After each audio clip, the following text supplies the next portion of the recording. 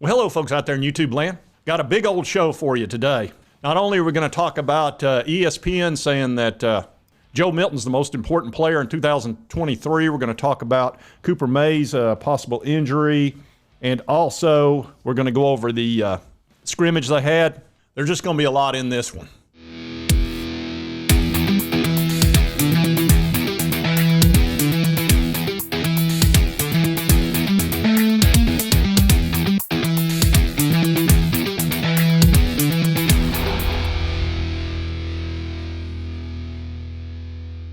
Now, the first thing we need to talk about is Joe Milton. Now, he's already got a ton of pressure on him, but look, if you're a starting quarterback in the SEC, pressure is just the way it is. You might as well get used to it. And this has been all over the internet, this story about ESPN. This one's actually on VolQuest. I saw it also on Outkick.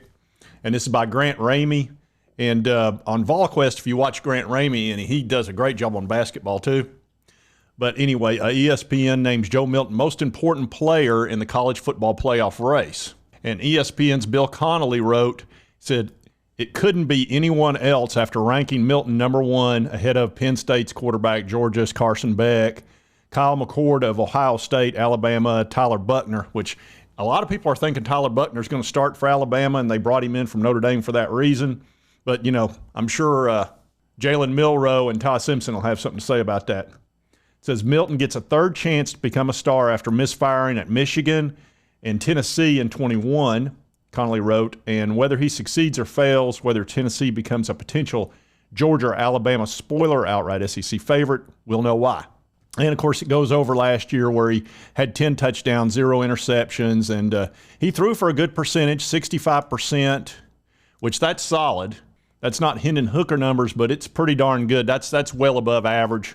And, of course, he won the MVP of the Orange Bowl, where he threw for over 250 yards, 3 touchdowns, 0 interceptions, and he just had a great game. And Milton said that he's extremely confident. He said, I trust the guys around me. I trust my coaches to go through the preparations. He said, I'm extremely confident, and I'm ready for it. And it talks about, any misgivings that you might have because if he takes too many sacks, or if he's too patient and slow decision-making, he said he'll probably end the year on the bench behind 5-star freshman Nico. But, man, has he got the weapons out there right now. Good grief. So many weapons. And not only the ones that we already know about, but we've got Dante Thornton, who has claimed that he ran 24 miles per hour when he was at Oregon. And that's been a number that's been spoken quite a bit about. Jalen Hyatt, we know he hit 24 miles per hour in a practice, according to GPS, up with the Giants. And, of course, Squirrel White's fast as he can be. So we're going to have tremendous speed on the outside and in the slot. But Joe's got a lot riding on this, of course. And like I said, thank goodness he had that big game in the Orange Bowl. That's got to make him feel a whole lot better about going into the season. And after the scrimmage today, Coach Heupel said that Joe was operating at a very high level, so I think he's pleased with his development. He said Nico is really quite a better player than he was even this spring, so he's really pushing him into getting ready because, look, he's got to be ready at a moment's notice. He could go in immediately as soon as you had a sprained ankle or anything like that, and that's why the backup quarterback has to be ready to be the starting quarterback. And a lot of folks are talking about Cooper Mays. Mays is a very important player. If you've read anything about Tennessee, he's kind of a cog of that offensive line. Not only is he very talented, but he can move so fast and knows exactly what to do and to get everybody lined up right. The center position on the offensive line is the most important, and we really need him this year. They've even talked about putting him in bubble wrap. But he did have a procedure. It looks like he's going to be out a couple of weeks, but they do expect him back for the Virginia game. So it doesn't sound like it's anything serious. But, you hate anybody to get injured, but it's just, look, it's football, man. People are going to get banged up. Coach Heupel said the defensive line looked good. He was pleased, said their depth is really showing up in the secondary. So they're looking for a big improvement in the defense this year. We'll see, but they do have depth now, and they've got quality depth. The running backs, he said the running backs looked really good. That does not surprise anybody. We've got a 3-headed monster back there. So their protection looked really good too. Tight ends, they said Ethan Davis and McCastles looked good.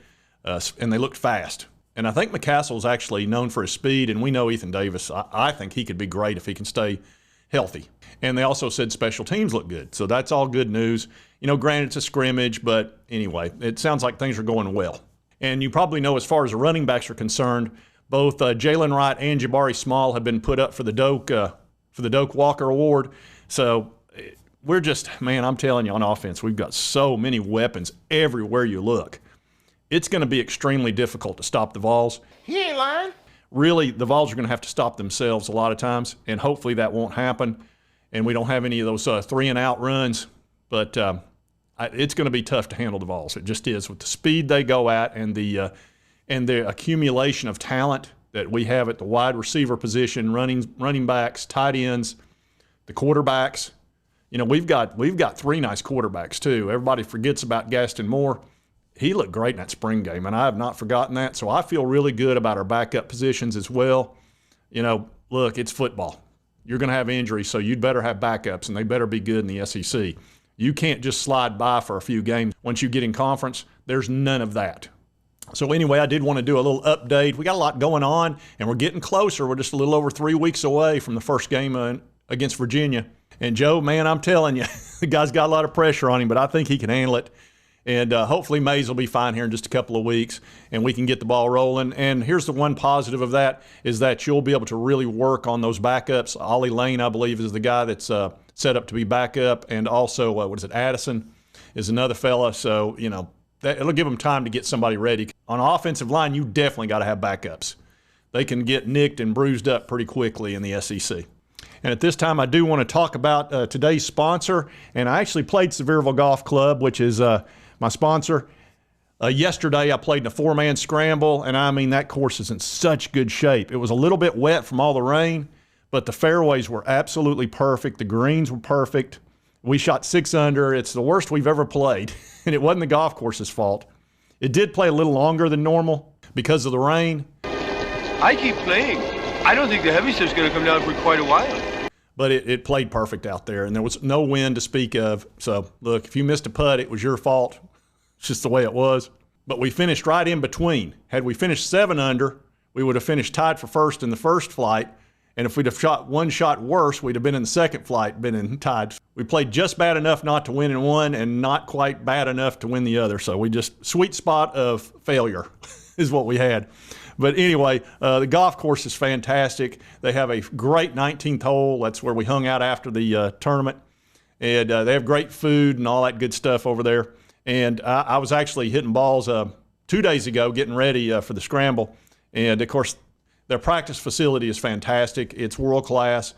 Golf balls, and that matters. Having good quality range balls, if you've ever been to a range that has squirrely golf balls, it stinks. You can't tell what you're doing. So everything there is high quality. I worked on my putting, all that good stuff. Anything you want to work on, you can do out there. And we played the River, which is the tougher of the 2 golf courses. We played the front 9. It was a 9-hole scramble. And the Highlands is a little bit more for the higher amateurs, but it can be tough because it's shorter, but it's a little tighter in places. But anyway, check out Sevierville Golf Club. If you want to play a great golf course and it's a reasonable value, check that out. It's great. That's where I play. Anyway, if you like this content, be sure to hit that like button. Let's be able to continue to cover the Vols and all that good stuff. If you've not subscribed, it's on your right, my left. Just hit that little button. I'd appreciate it. And right over here is the most recent video that YouTube thinks you'll love. And we'll see you next time on Sports Talk Jay.